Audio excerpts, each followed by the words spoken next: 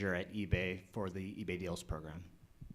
So let's talk a little bit about your individual marketing profiles and underscore the fact that we're all different here, right? We don't all subsume to the same types of marketing rules. And I want you to kind of, as you describe your marketing profiles, keep in mind that that's the theme that we want to stress here. So talk about your system configurations. Talk about how large your digital messaging department is. Do you manage transactional as well as marketing?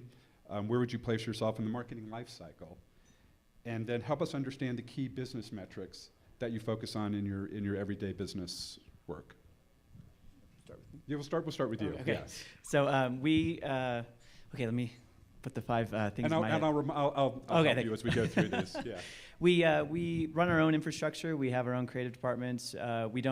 We host our own stuff. We use Aprimo and StrongMail. We use Aprimo for our marketing segmentation, multi-channel communications, and then we use StrongMail to execute on the email side, the design and execution of that. We have 11 people directly involved in the production, we call them the production team, of email communications and CMS, content management stuff on the site. And then through an extension, because we're extremely matrixed, we have probably about 20 people involved in the entire production process. Third point? So where would you place yourself in what I'm referring to as the marketing life cycle? As far as your digital messaging and your digital marketing efforts are concerned? So I've been at Ancestry for basically about a year and a half, and the reason that I was brought in was to help Ancestry in and of themselves become much smarter is the wrong word, because that would imply that they're being dumb, but just being more informed about the marketing decisions that they make on the email and digital sides. Right now, Ancestry sends out 1 billion emails a year. 85 million creative, campaign related, and then 30 million transactional, so forgot passwords, things like that. Okay. So would you say you're in a mature stage of your marketing? Are you in a growth stage? Yeah, so I'm sorry, yeah. So the next part of that is we're probably in the middle, I would say, between the growth and the maturity. We're transitioning we're getting rid of a lot of our inefficient processes, getting into this idea of a holistic kind of unified marketing message. Okay, and help me understand also, and the audience understand, what are the key business metrics that you focus on to evaluate your marketing program, your digital messaging, your digital marketing program? So Ancestry.com is a subscription business, genealogy. It's interesting business model, but we have 2 primary metrics. One of them we call GSAs, which is gross subscriber ads. How many people did this bring in who ended up buying anything? And then the second one is SAC, which is the subscriber acquisition cost. How much did it cost to bring in these people? And so we base or we measure all of our campaigns and all the various things we do against those 2 main metrics, and then adjust accordingly. Okay. Dayna, your turn. Tell us a little bit about your what I'm calling the marketing profile, and I'll help you on some of the items that we were talking about. So we work with an ESP as well as some outside partners to do all creative, all email needs really. We have about 22 people in-house in our digital marketing department. Only 2 of those are dedicated to email. Email for us is more about our current customer base and our transactional needs and that customer relationship. We are self-storage, just to clarify. I think we had that confusion with Brian yesterday. So the physical self-storage buildings across the country, so it's very much a need-based product. It's harder to use email as an acquisition tool. So a lot of transactional and current customer emails. And in terms of metrics, and then tell me where I missed any questions, but in terms of metrics, similar to what you just heard, we look at cost per acquisition when we do use email as an acquisition tool. So how much is it costing us to get that customer in the door? And we compare that to other channels. And then we're also looking at, much like everyone in this room, I believe, revenue. But revenue varies by market, city, in terms of how much revenue we can get. So we're watching, are we getting the most revenue possible with our emails? Okay, the other question that I was asking people is, where would you put yourself in the marketing life cycle curve? Sure, and I would say we're still in growth. Given what I said about transactional and current customer, we believe there's untapped opportunity in the acquisition side that we haven't taken advantage of, and still trying to grow that potential. Okay, Rishi, help us out. Start off with your system configuration. Sure. So I think the people that I've spoken with in the room already know this. We use YesMail full service for our email deployment. We also use their acquisition services and their creative services. There's the shameless plug out there for everyone. I'm a little bit disappointed that Matt Caldwell didn't show our email, the eBay Deals email, as one of his examples for the scalable and responsive. So little jab at Matt there. I don't think I see him out there. But I guess for the question for the marketing life cycle, we're kind of in, I wouldn't call it growth, I would call it insane growth mode because we're trying to double our business every year. And what's really interesting is, I guess, can I take a quick show of hands? Who's heard of eBay Deals before? So not that many people. And so I think why we're kind of in crazy growth mode is because when I joined the program almost 2 years ago, we did almost no paid spend for marketing. And so as we said, okay, we need to grow this thing. We need to double in size each year. We knew we needed to put some spend towards that. And then that kind of led us into the path of, okay, we need to grow the team. We need to just really start to pump up the volume on marketing. So we're in crazy growth mode. And then the last question was? What are the metrics that metrics. you're using So, to measure? So I think pretty similar to everyone else, it's revenue. I mean, it all comes back to revenue. That's our shared goal with the business and overall across eBay, which kind of helps us all tie together. And then really specifically for marketing, it's traffic.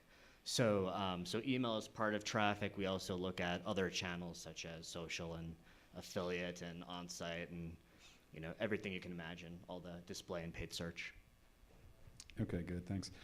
So what we're going to do next is we're going to do some situational business role playing, and we're going to get to that in a moment. We're going to go through the setups to this. We thought it would be interesting if we asked the panelists if they had a certain amount of budget that all of a sudden became available to them that wasn't available when they went through the original budgeting process, how would they spend it?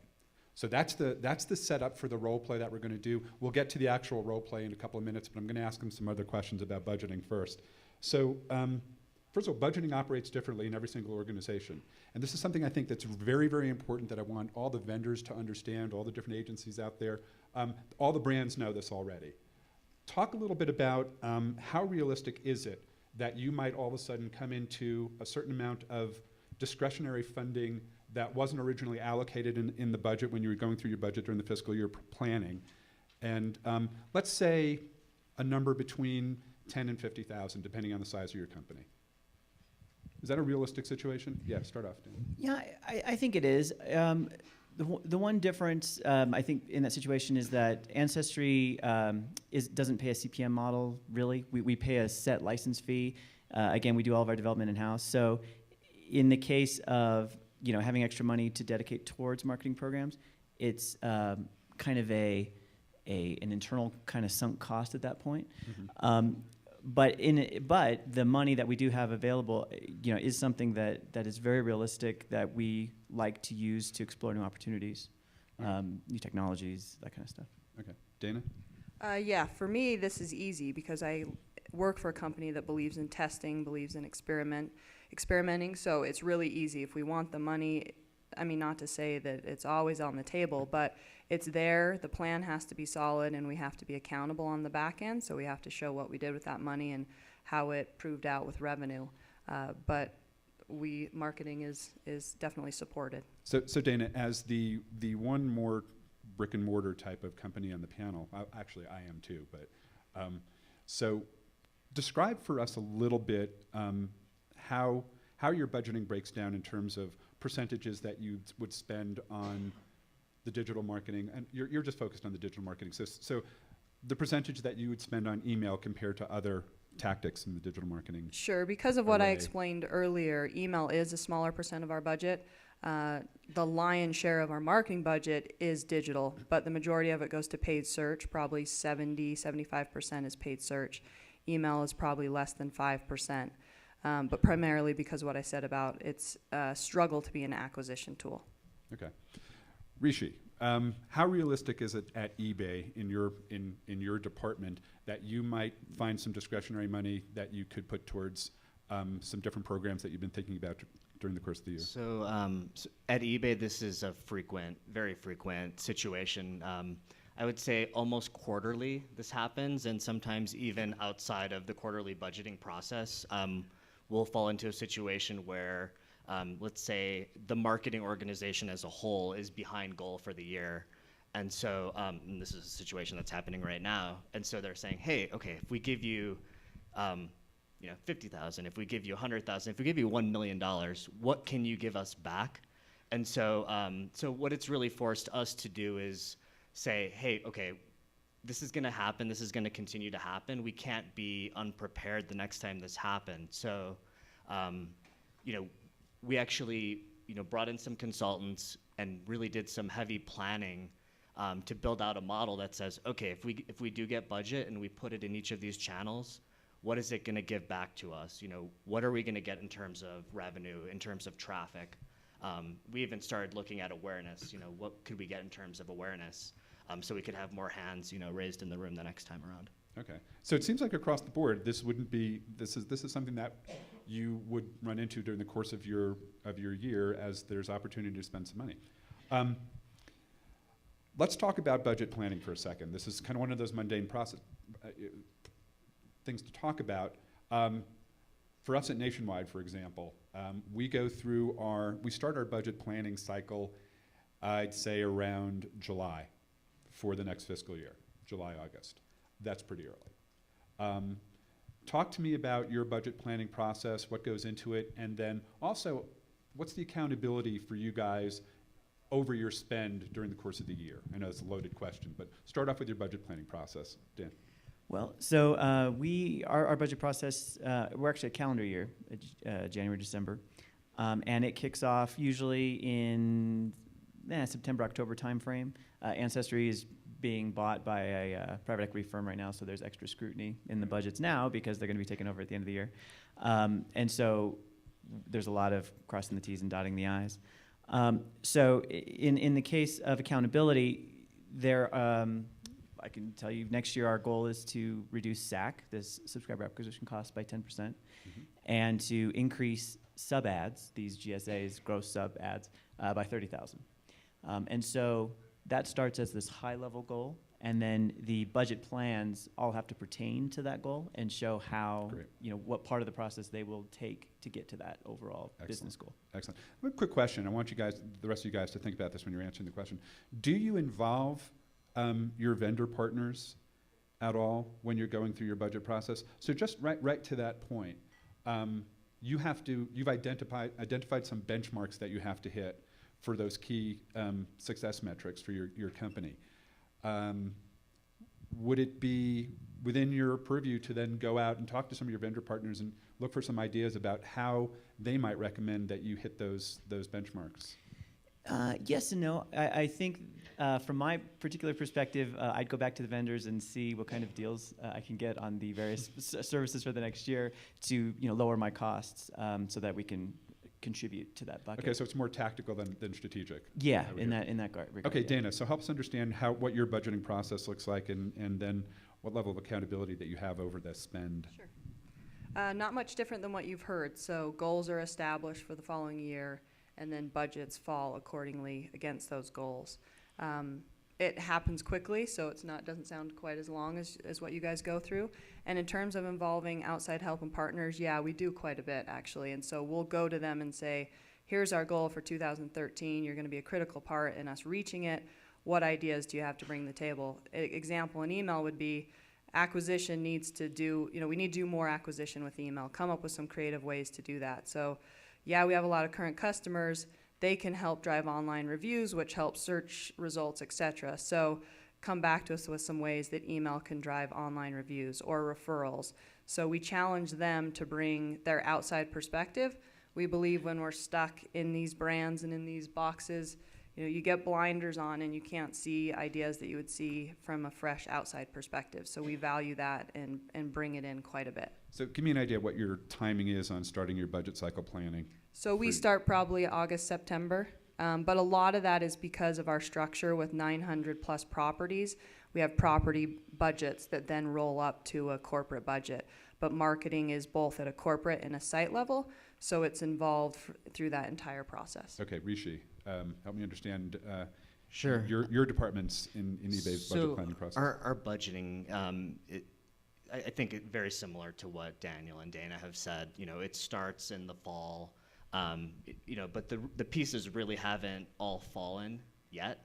So something that's really actually being finalized probably while I'm sitting here is, what some of the actual numbers are going to look like next year.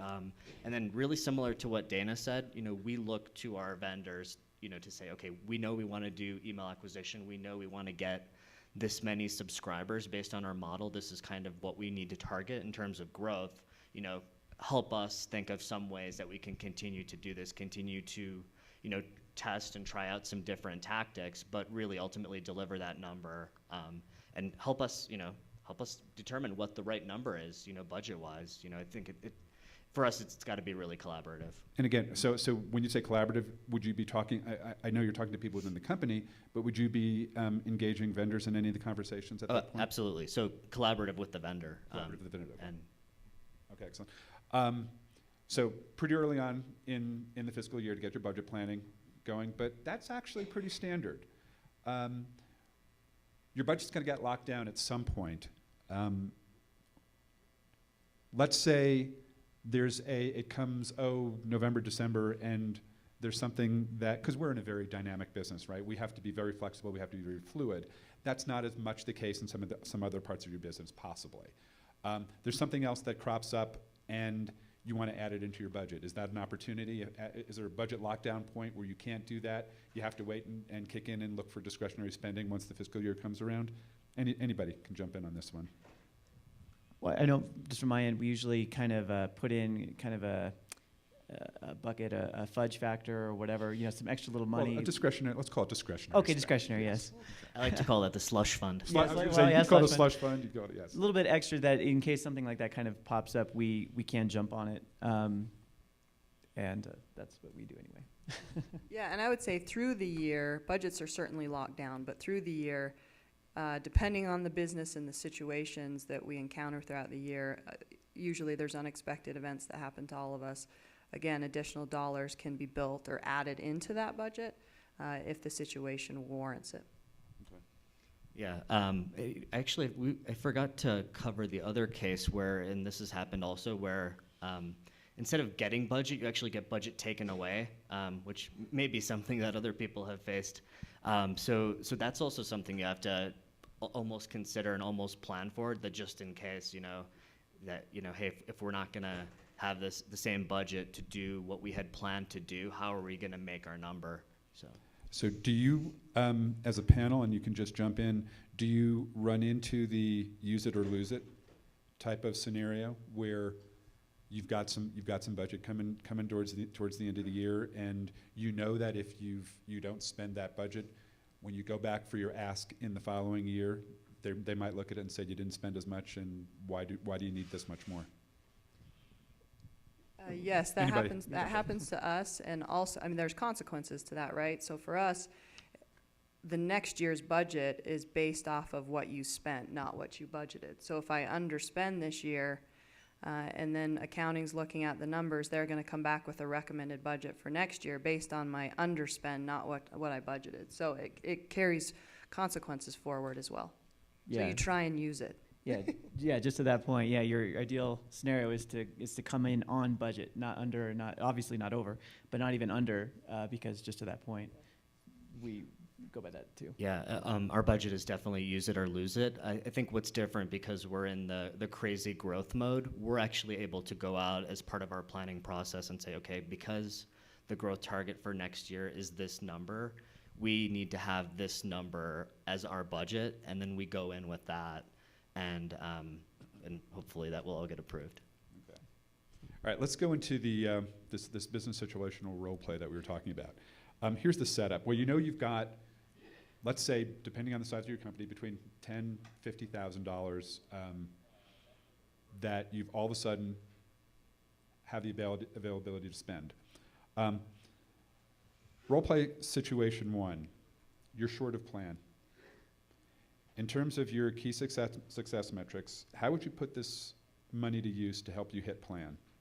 And obviously, this is going to be different across all you guys, so I throw this out to each of the panelists.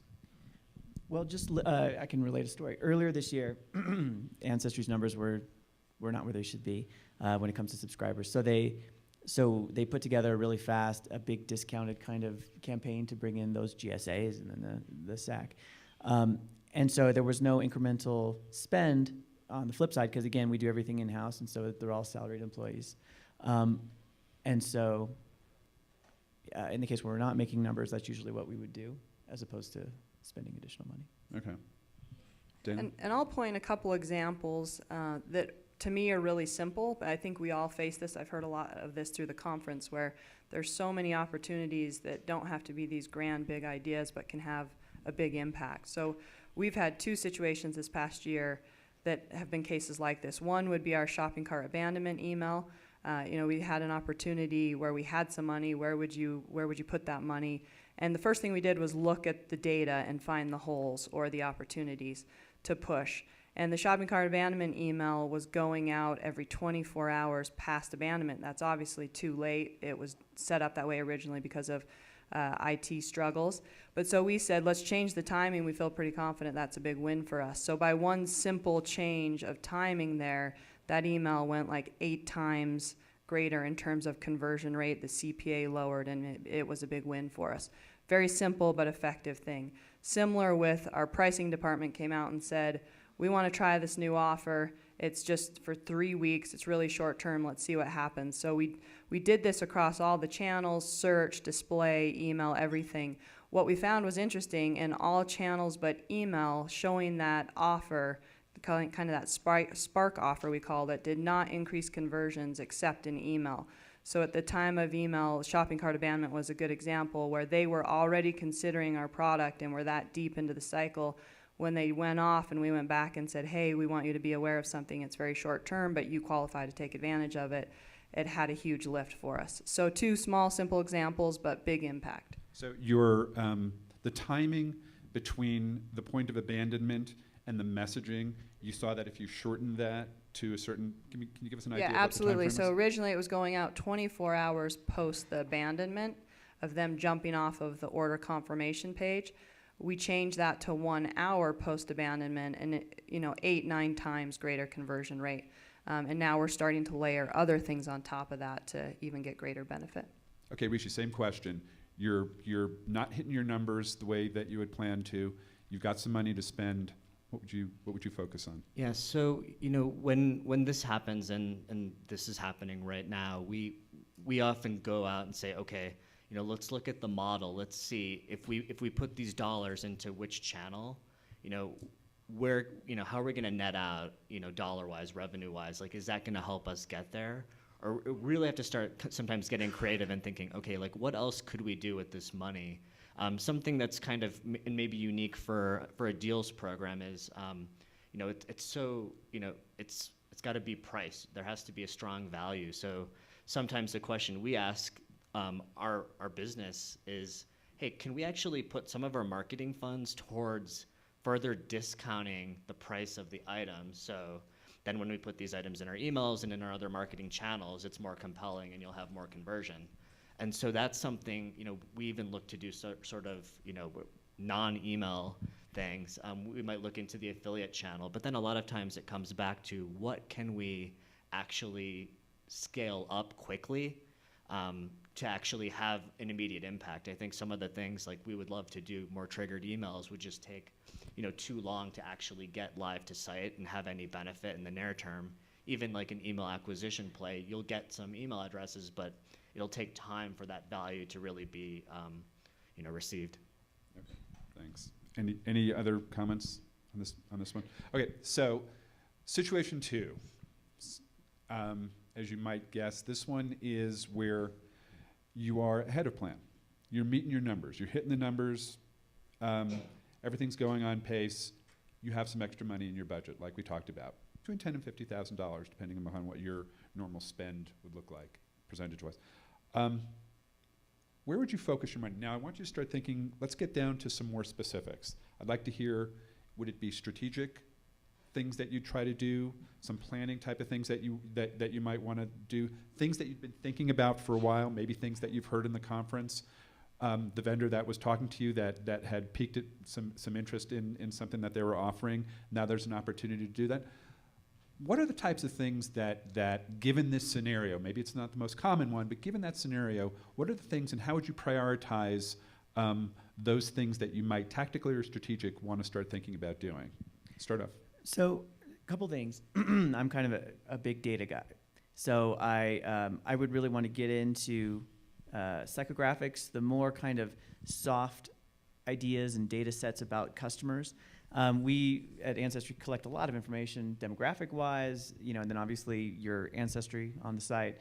So we have a lot of information about you, but from a marketing perspective, what are your wants and desires and things that you think about? That's what I would, the first thing I would spend the money on. And then the second would be new channels, new technologies. We're interested in getting into SMS, but we're trying to determine how would we use it. So searching out partners and understanding the world's going mobile. So how can we utilize SMS better in a genealogy kind of fashion? You really kind of get into that. Okay, so now you've talked a lot about customer acquisition or data acquisition, Mm-hmm. right? That's and the cost of data acquisition too. Now you've got some money though, so you don't have to. The cost, it's always going to be a concern. I understand that. Mm-hmm. Would you start looking at different data acquisition opportunities, be they organic or inorganic? Yeah, I think that's always, the more data you have on your customers, the better marketing you can do to them.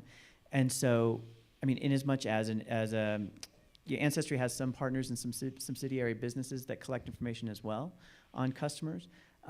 So we're actually kind of an organic type data company as opposed to going out to a list provider or things like that. We have a strong genealogy community that really kind of propels the business forward. So I think we would go back to that till a couple more times and see what additional information we can get organically. Okay. So Dayna, you've talked about your company's goals need to be, you want to be 95% of your available storage inventory. You're at 96%. You're having a good year. What are the things that you're focusing on, things that you may have heard about, things that you're kind of blue sky, and there's an opportunity now to put some money towards that? Sure. The first would be, as you've heard me say, figuring out how to make email a bigger acquisition tool for the company, how to have it drive more revenue. So if there's ideas out there, that's open to everyone. The second would be tied to data, but a little bit different slant. We know a lot about our customers, and we know the potential lifetime value of customers based on when they come in and rent a unit from us. By month, by day, we know all of that information. So using that information in our emails, an example would be, if I'm going to do a referral program to my current customer base, it's obviously going to be way more valuable if I'm tapping into that potential lifetime value and mirroring that calendar that we have. So maximizing the data to make the emails more effective and producing more revenue. And then last would be, this was on a panel this morning, taking advantage of the live data when an email is open. So if I send an email now, our prices and availability are changing constantly. And one unit that I may communicate right now is being available literally in 10 minutes because of our occupancy levels may be gone. So to be able to work that data into the emails, our prices change constantly. So same thing, being able to say 5 units left, act now, or the price just dropped by 10%, act now. Being able to have that data available and in the email when the email is opened. Rishi, your business, I know you don't call it daily deals, but it's, correct me if I'm wrong, it's basically it's eBay daily deals. I think you had the name once, but you don't call it that anymore. So you're in a pretty tight competitive race with some of the other daily deals companies. You've got this luxury of some extra money now. Would it go towards maybe doing some some things to identify some points of differentiation for you? Or are you looking at how to leverage what you're offering to your customers? And talk a little bit about some specifics in terms of the types of things that eBay can offer to its customers, maybe that some of the other ones don't.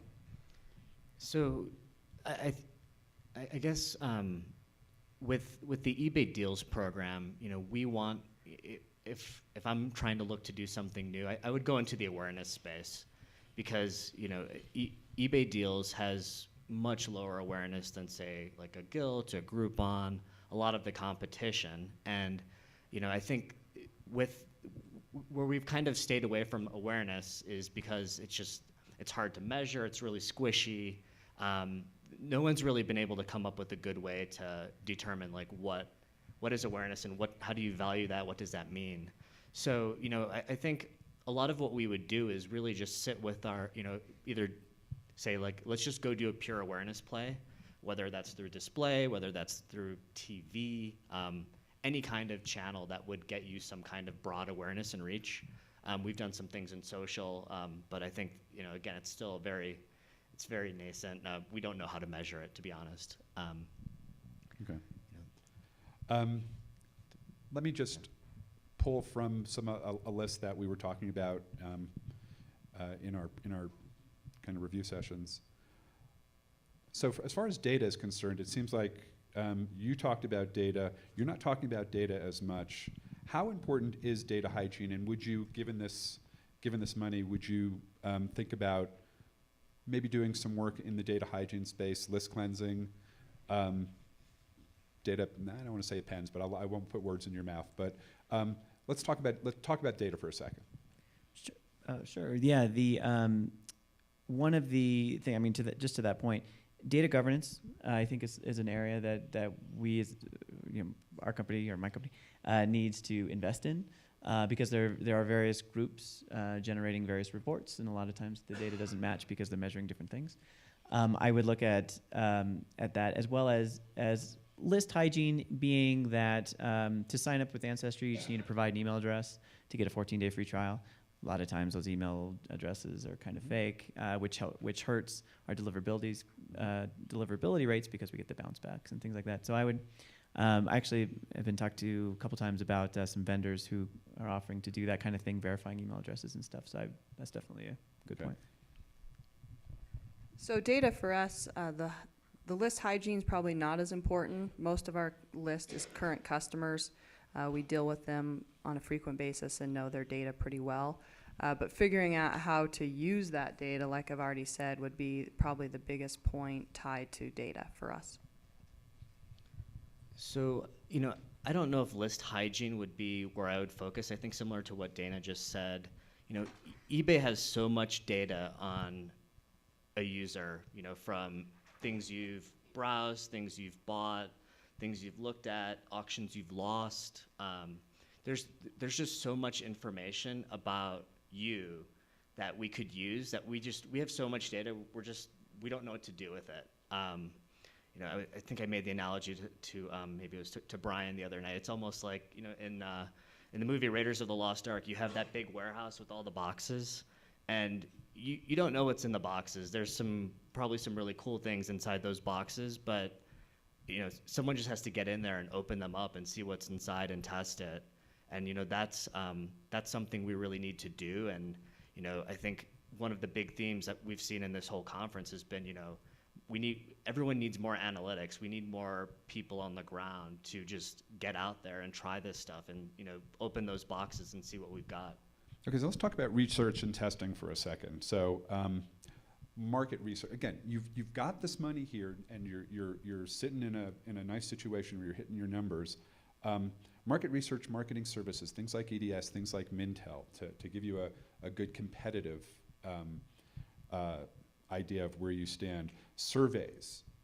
I mean, we don't do this a lot with email. We don't survey our email customers a lot. We do it on the website all the time.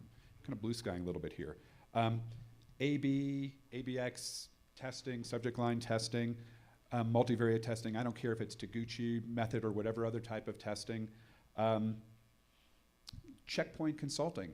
Am I at the place that I should be, given given market forces, given anything else. What type would you consider spending any money in those areas, given this scenario? Well, we do a lot of testing. We utilize Test and Target on the website. Excuse me. And then in the email space, we utilize strong mails, A/B testing type stuff. But yeah, we've engaged with some analytic partners on additional ways to test, just the kind of the methods that you mentioned. And yeah, that's another. Yeah, you can never have enough data. Right. As Rishi put it. Yeah. So for us, testing is a really big deal, big believers on our website. However, we haven't done as much with email. Goes back to what I said in terms of where the budget allocation is going and the focus in our company. So we know and recognize that there's a huge opportunity for us to do a lot more testing, which is on our roadmap for 2013. So testing would be there. In terms of, research and surveys, yes, we've actually done some of that. We're always trying to figure out what's the best way for the customer in terms of how they want to be communicated with us. Should we be using text like we've been hearing a little bit, or is email the primary method they want to use? So we use email to go out and talk to them in terms of how do you want us to talk to you, and different types of communications. Are there different types of channels you want used? So we do that probably annually, and we'll continue to do that. Did you want to add to that, Rishi? Yeah, sure. So, testing for us has not been really a big focus and really not a big place where we've spent a lot of our energy. But our leadership is really starting to see look, the eBay paid search team is constantly doing testing, constantly trying different things. The on-site marketing team is constantly putting different content, constantly testing different algorithms to see, is that going to have a better response than, say, a generic, sort of like lifestyle image or something that has a person in it versus no people. And so what our leadership is asking is to really start applying the same rigor to email. And so we're kind of, our heads are spinning because we're thinking, oh man, we're going to have 10 versions of each email that we send out now. And so it's really kind of making us rethink things and really think about, okay, what do we want to test? What should we test? What data should we use? It's really a big challenge. Okay. Staying on the data point for a second, this is a question, sort of self-serving in this one because we faced this in my company for a long time. I get asked this question all the time by our top senior level management, and over the years that I've worked at Nationwide, I've never been able to come up with a good answer to this question. And there's a lot of data vendors at this show, I think more so than I've seen at previous conferences or conference. Clearly, data integrity is critical to any direct marketing or email marketing effort. Talk for a moment about the question that I have just set up for you, and you don't know exactly what it is yet. What is the value of an email address in your organization? And the reason I'm asking this is I've talked to a lot of vendors here at this conference. I get calls all the time. We talk about opportunities to refresh the data, opportunities to enrich the data, opportunities to append data to customer contact information that I don't have email address information for. And when I go to senior management in budgeting sessions, it's the question I am always asked. How do you value the email address? And what's the ROI that you could expect to see if we went and approved this budget ask for you? Is this something that you've come across where you've had to answer that question? And is there an answer to this question? Well, Ancestry's core business kind of relies on an email address. So, because that's how Ancestry handles your login information. That's how they contact you about hints in your tree and things like that. So, is it a? So you have okay. I got what you're saying. So you're a .com business, and when they come on and register, they have to give you an email address. It might be wrong. Mm-hmm. You've got a bounce file. I'm assuming since you're sending out 125 million emails a month, that you've got a fairly substantial bounce file. Mm-hmm. What do you do with that bounce file? Is there an interest for you to try to email change of address, get the updated email address information for your bounce file? Yes, yes and no. It's for us. It's a point of, because there are so many. Is it a kind of the law of diminishing returns, where you you try to keep going after the same people to try to get to them to update their contact information, but yet they could just come through and put in another email address. So really, what we do when we get bounces is we remove them from our opt-in lists, and we keep an eye on deliverability, and then not contact them anymore with Okay. our. Real quick, answer on the value of an email address, and then I want to get to some other things because we're running short of time. Sure. So we have been asked to come up with the value of an email address, and it's what's interesting for eBay. So we have a separate opt-in list for eBay deals than for the rest of eBay marketing emails.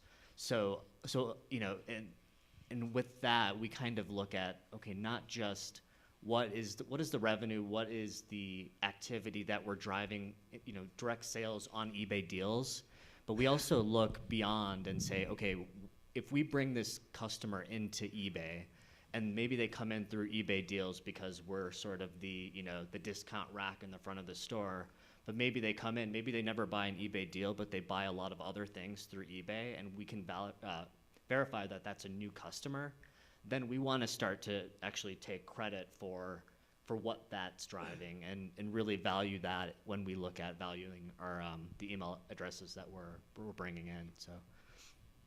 Okay, thanks. Dayna, did you want to add anything to that?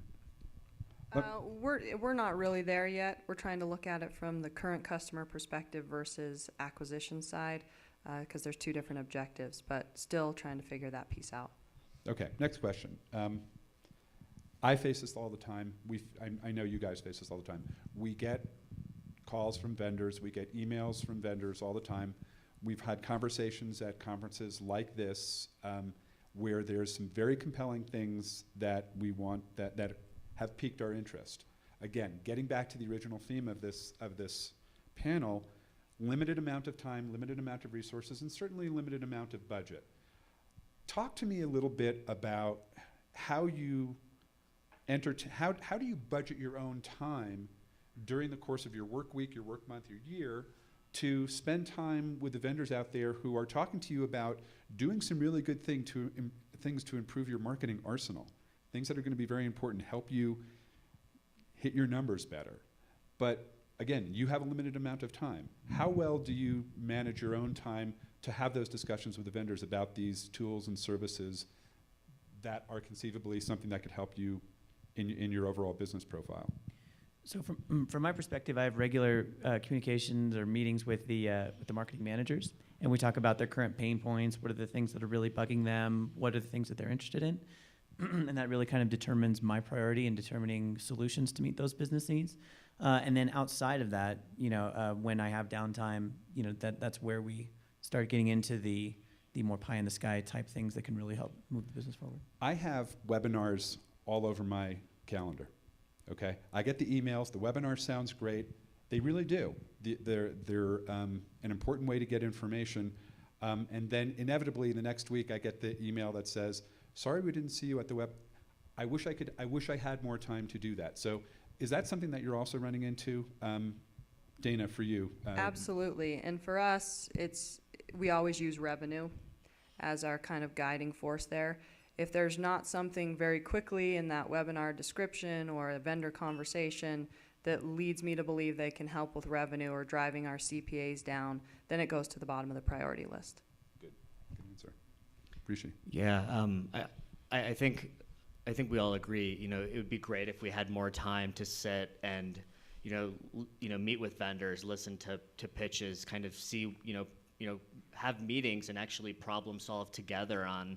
Like, hey, these are my business problems. How can your solution actually help versus, this is my pitch and here's what I can do for you. I would love to be able to have more time to have those conversations, but ultimately you just have to prioritize and say, okay, we think this will have more impact, or maybe I'll send someone from the team to go and, attend a different webinar. I think it's, I wish there was more time. I think one of the things that we also face is, anytime dealing with a new vendor, a company like eBay that's so big, we have a ridiculously convoluted process for onboarding new vendors. So, also, if I see that there's a vendor and if they have, sort of a similar offering from an existing approved vendor, I hate to say it, but I'm going to go back to my existing approved vendor and say, hey, let's talk about this. Or, hey, maybe you should actually call up this approved vendor and try to work through them so we can actually test something out because they're already approved. If you work through them, we can test, almost immediately versus, a process that could take several months. Great, and thanks for bringing that up because that is one of the last points that I wanted to touch on, which is the real life process of going from, yes, I like your idea and I got a proposal from you, to making that a reality, going through the budgeting process, going through the approval process. If it's data, guess what? We've got to go through compliance, we've got to go through information risk management, security. That could sometimes take 2-3 months. So that's a realistic. And there's people that have come up to me in this show that said, well, let's do a test with the data. Love to do a test with you. Guess what? I've got to go through the same level of compliance issues and security tests and all that other things. It's gonna take us 3 months to get that contract fulfilled. Let's throw do we have time to throw it out for questions? Sure. Morgan, anybody got some questions? Any vendors out there have some questions? That's what I was looking for. I have a question, Brian. If I'm not a vendor, is that count? That's fine. You were at one point. Exactly. I was your vendor at one point. It was great. It was From mutual. a, It was mutuals. Thank you. I appreciate that. Let's not go there. When you're talking about budgets and getting them approved and assigning the budget to certain initiatives, do you find that it's helpful or maybe it complicates the process to collaborate with other groups that have different budgets, right? So we've been talking about how, the learnings from email affect other channels. Rishi, we're talking about how socials, so does it help to kind of be collaborative with your other partners in terms of, allocating for new technologies or data? Yeah, absolutely. So, so something we do, and our org is encouraging us to do is, we have these sort of integrated planning meetings where each of, everybody in each of the channels sits down and we say, okay, we know we're going to do this big Valentine's Day thing. Who's doing a sweepstakes? Because we've done this before where we've actually done 2 sweepstakes, different channels at the same time. Really bad user experience to say like, okay, hey, I entered the sweepstakes. Which sweepstakes? When someone calls in to see us to figure out like what happened with their entry.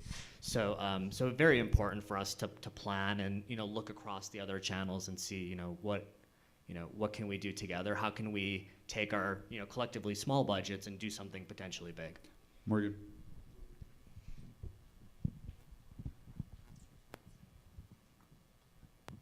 Thanks, Brian, for the lead-in. I have a question. I'm with Exact Targets, Christy Weymouth, and what goes into your process for a consideration set for an ESP? There's the analyst opinions, maybe past platforms that you've worked on, people from your team, and just really wanted to hear from you, candid discussion about what makes certain companies go into your consideration set. Okay, so you have 1 minute to answer that question.